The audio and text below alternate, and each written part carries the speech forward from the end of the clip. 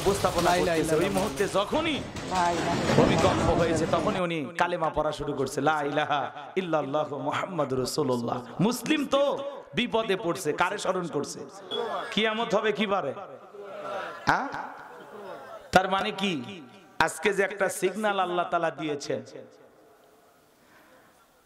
আজকে সকাল 10:30টার পরে 10:48 যেই ভূমিকম্প হয়েছে দেখেছেন বিভিন্ন জায়গায় সিসি ফুটেজের মাধ্যমে আপনারা দেখেছেন, বাচ্চারা তখনও মাদ্রাসায় কোরআনুল কারীম তেলাওয়াত করতেছেন, ওস্তাদের সামনে এক বাচ্চা সবক শুনাইতেছেন।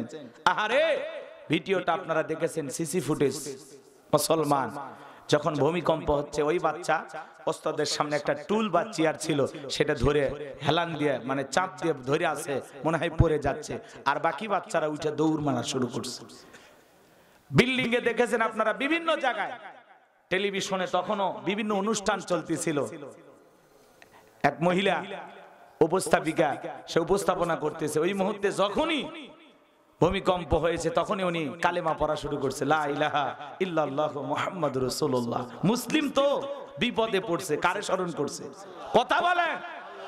সে সময় টেলিভিশনে একটি ইসলামিক অনুষ্ঠান চলতেছিল, 21 টেলিভিশনে দুইজন আলোচক ছিল, তারা মুহূর্তের মধ্যে দোয়া পড়া শুরু করে দিয়েছেন, লা ইলাহা ইল্লা আনতা সুবহানাকা ইন্নী কুনতু মিনাজ জালিমিন, লা ইলাহা ইল্লাল্লাহু মুহাম্মাদুর রাসূলুল্লাহ। তারা দোয়া পড়তেছেন, লা হাওলা ওয়ালা কুওয়াতা ইল্লা বিল্লাহিল আলিয়্যুল আযীম। তারা দোয়া পড়তেছেন, আল্লাহকে স্মরণ করতেছেন। সম্মানিত ভাইরা আমার, এই জন্য আল্লাহ রাব্বুল আলামিন বলেন, ইযা যুলজিলাতিল আরদু জিলজালাহা। পৃথিবী যখন আপন কম্পনে প্রবল ভাবে প্রকম্পিত হবে, যেই দিন ভূমিকম্পের মতো পৃথিবীটা কেঁপে উঠবে, সেই দিন পৃথিবীতে যা আছে চূর্ণ বিচূর্ণ হয়ে যাবে। তখনই আল্লাহ রাব্বুল আলামিন ইসরাফিল আলাইহিস সালামের মাধ্যমে সিংহায় ফুৎকার দেবেন, আর সেদিনই কিয়ামত সংগঠিত হয়ে যাবে। আজকে জুমার দিন সকালে আপনারা দেখেছেন বিল্ডিং এর মানুষগুলো সন্তানকে ফেলাইয়া দৌড়াইতেছে, কে কত তাড়াতাড়ি নামতে পারে। ঢাকা শহরে বিভিন্ন বিল্ডিং গুলো ফেটে গেছে, কোনটা হেলে গেছে। এই ভূমিকম্পটা যদি আর একটু সময় নিয়ে হয়তো মাত্র 10 সেকেন্ডে যদি এই অবস্থা হয়, এটা যদি 1 মিনিট হয়, 30 সেকেন্ড হয়, 40 সেকেন্ড হয়, তখন অবস্থাটা কেমন হবে বাজান? এই জন্য পৃথিবীর জমিনে আল্লাহ তাআলা আপনাকে আমাকে সিগন্যাল দিলেন, ও বান্দা আর গুনাহ করিস না, বাঁকা পথে হাঁটিস না, এখনো সোজা হওয়ার সময় আছে। আজকে যদি কিয়ামত সংগঠিত হয়ে যেত, ফজরের নামাজ হতো আপনার জীবনের শেষ আমল। যারা ফজর পড়তে পেরেছেন তারা ভাগ্যবান, যারা এই তালিকায় নাই তারা বড় হতভাগা, কপাল পোড়া। বলা যায় না বাবা, বলা যায় না। হঠাৎ করে কোনো একদিন শুক্রবার ভোরবেলায় এইভাবে জুমাবারের দিনে কিয়ামত সংগঠিত হয়ে যাবে। এজন্য মাঝে মাঝে আল্লাহ তাআলা ভূমিকম্পের নারা দিয়ে বলে, বান্দা 20 তলা বিল্ডিং বানাইছো, তাতে কি হয়েছে? জমিনে আমি হালকা ভূমিকম্প দিলে 20 তলা বিল্ডিং এ কবরস্থান বানাইতে সময় লাগবে না। কথা বলো ঠিক কিনা? এই ভূমিকম্প আপনাকে আমাকে শিক্ষা দিয়ে যাচ্ছে। এখনো যদি আপনি সোজা না হন, এই ভূমিকম্প কেন হয়?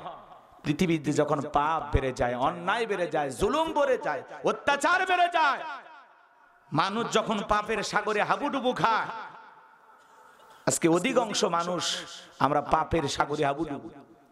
কথা বলেন, সুদ, ঘুষ, জিনা, ব্যভিচার, গান, বাদ্যযন্ত্র, অশ্লীলতা, এমন কোন পাপ নাই যা করতেছি না। কথা বলেন ঠিক কিনা? আল্লাহ সতর্ক করে দিচ্ছে, বান্দা আর পাপ করিস না, আর গুনাহ করিস না, আর অন্যায় করিস না।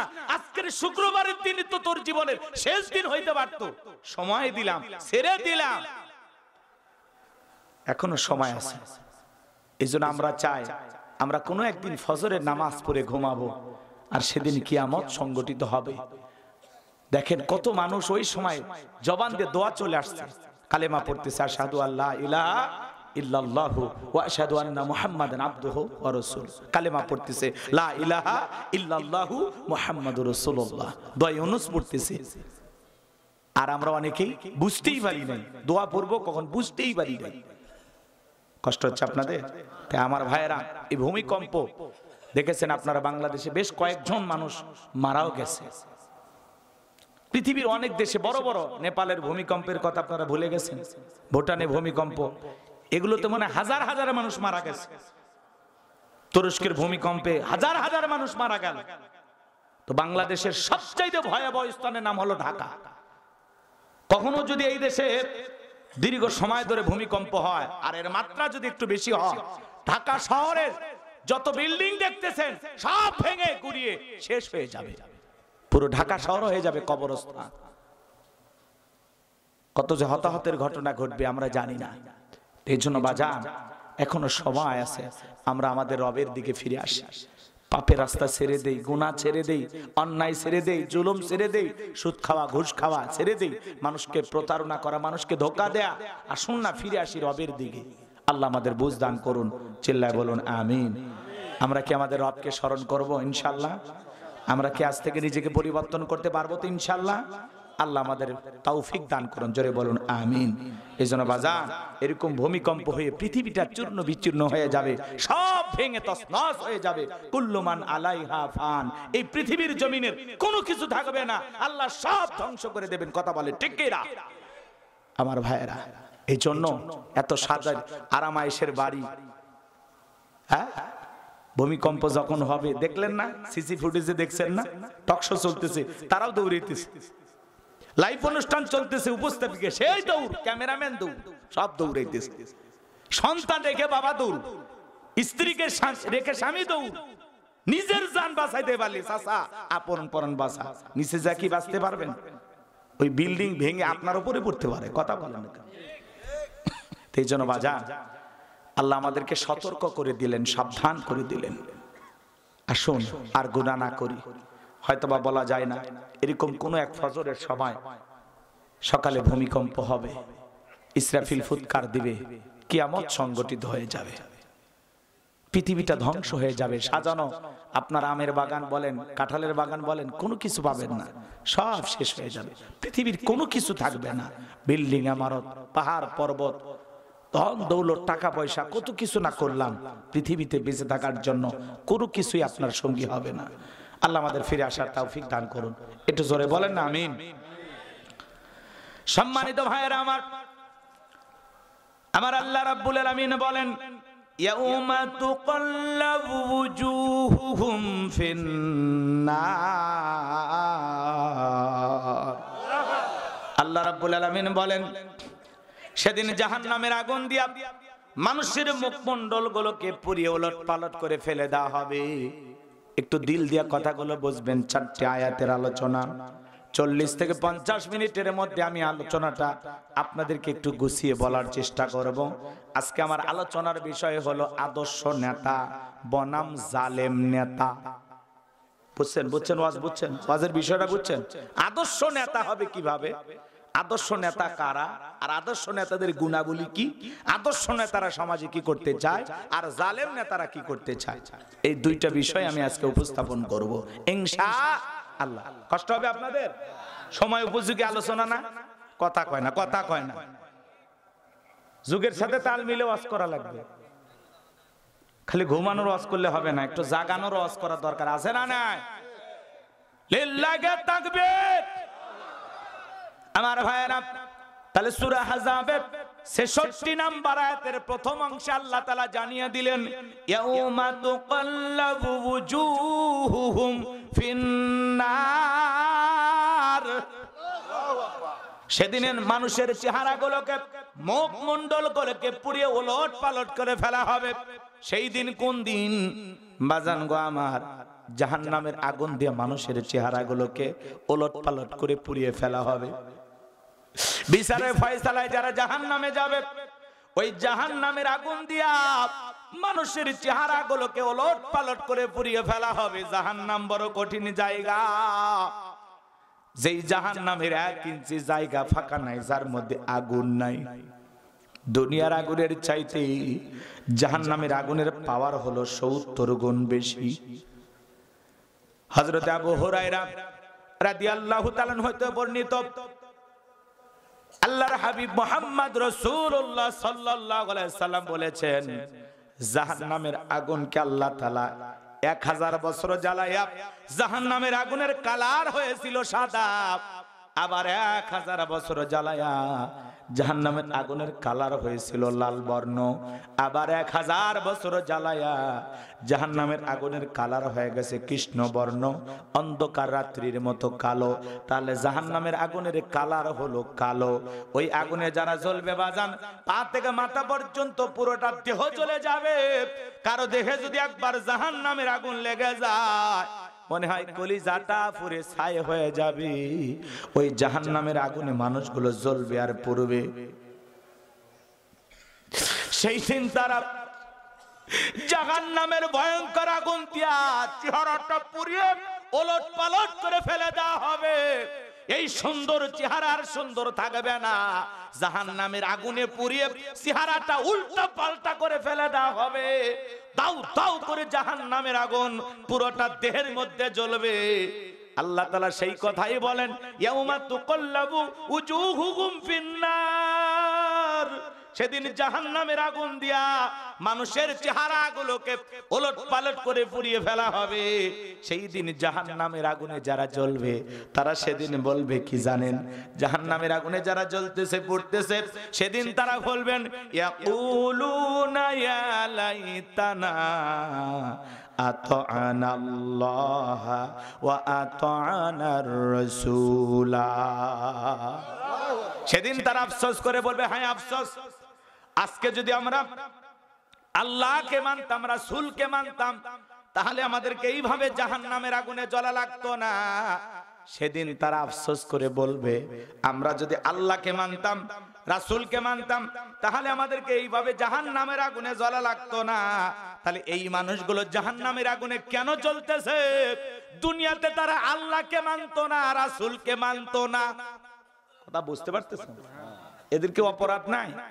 এমনি এমনি জাহান্নামে গেছে? কথা কন নাকি ভাই? বিরক্ত হচ্ছেন আপনারা? গভীর মনোযোগ দিয়ে কথাগুলো শুনে যাবেন। এই জাহান্নামের আগুনে যারা জ্বলতেছে তারা সেদিন আফসোস করে বলবেন, ইয়াকুলুনা ইয়া লাইতানা আতা'নাল্লাহ ওয়া আতা'নার রাসূলা। সেদিন তারা আফসোস করে বলবে, হায় আফসোস, আমরা যদি দুনিয়াতে আল্লাহকে মানতাম, রাসূলকে মানতাম, আল্লাহর আনুগত্য করতাম, রাসূলের আনুগত্য করতাম, তাহলে আমাদেরকে এইভাবে জাহান্নামের আগুনে জ্বলা লাগতো না। এই মানুষগুলো কেন জাহান্নামের আগুনে জ্বলতেছে? কারা তাদেরকে জাহান্নামের আগুনে জ্বালানোর জন্য নিয়ে গেল বাজান? একটু জানা দরকার আছে না নাই?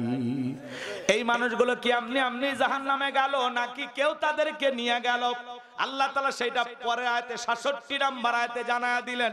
সেদিন তারা কি বলবেন জানেন? অকালু রাব্বানা ইন্না আতা'না সাদাতানা ওয়া কুবারানা ফাআদাল্লুনা সাবিলা। সেদিন তারা বলবেন, হে আমাদের রব। অকালু রাব্বুনা। কষ্ট হচ্ছে আপনারা? বিরক্ত পাইছেন? ঘুম ধরতেছে নাকি? লিল্লাহি তাকবীর। সেদিন তারা বলবেন, অকালু রাব্বানা, হে আমাদের রব, ইন্না আতা'না সাদাতানা, আমরা দুনিয়াতে নেতাদের কথা মানতাম। সাদাতানা মানে কথা কয় না কে? সাদাতানা মানে নেতাদের কথা মানতাম। আনা ফাদাল্লুনা সাবিলা, বড়দের কথা মানতাম। কুবারা মানে বড়, কুবারা মানে কি? বড়দের কথা মানতাম। ফাদাল্লুনা সাবিলা, তারা আমাদেরকে পথভ্রষ্ট করেছেন, গোমরাহি করেছেন, মিসগাইড করেছেন, ভুল পথে পরিচালিত করেছেন। আচ্ছা, কথা কি গোলাম রব্বানি নাকি আল্লাহ? আয়াত তিলাওয়াত করতেছি, অর্থ বুঝতেছেন না? এটা হলো আয়াতের সংক্ষিপ্ত তরজমা, সরল অনুবাদ। অকালু রব্বানা, হে আমাদের রব, ইন্না আতা'না সাদাতানা ওয়া কুবারানা ফাদাল্লুনা সাবিলা, হে আমাদের রব, আমরা দুনিয়াতে নেতাদের কথা মানতাম, বড়দের কথা মানতাম, ওরা আমাদেরকে পথভ্রষ্ট করে গোমরাহি বানায়া জাহান্নামে নিয়ে আসছে। এইবার তাদের বক্তব্য কি? সেদিন তারা বলবেন রব্বানা আতিহিম দিফাইনি মিনাল আযাবি ওয়ালআনহুম লাআনান কাবীরা। সেদিন তারা বলবেন, হে আমাদের রব, যেই নেতাদের কারণে, যেই মুরব্বীর কারণে আমরা জাহান্নামে আসছি, যাদের কারণে আমরা জাহান্নামে আসলাম, আমাদের চাইতে তাদের আযাব আপনি দ্বিগুণ করুন, আপনার সমস্ত আযাব অভিশাপ দিয়ে তাদেরকে পাকড়াও করুন। এই সেই নেতা, যেই নেতা আমাকে জাহান্নামে নিয়ে আসছে, আল্লাহ আমার চাইতে এর আযাব দ্বিগুণ করুন। ফেরেশতারা যদি আমারে 10 ঘন্টা পিটায়, এর জন্য 20 ঘন্টা পিটায়। আমারে যদি জাহান্নামের আগুনের ভিতরে 10 ঘন্টা ডুবায় রাখেন, এর জন্য 20 ঘন্টা ডুবায় রাখেন। এই সেই নেতা, এই সেই মুরব্বী, এদের কারণে আমরা জাহান্নামে আসছি, আল্লাহ আমাদের চাইতে এদের আযাব আপনি দ্বিগুণ করুন। সেদিন কর্মীরা কি বলবে? এই সেই নেতা, এর কারণে জাহান্নামে আসছে।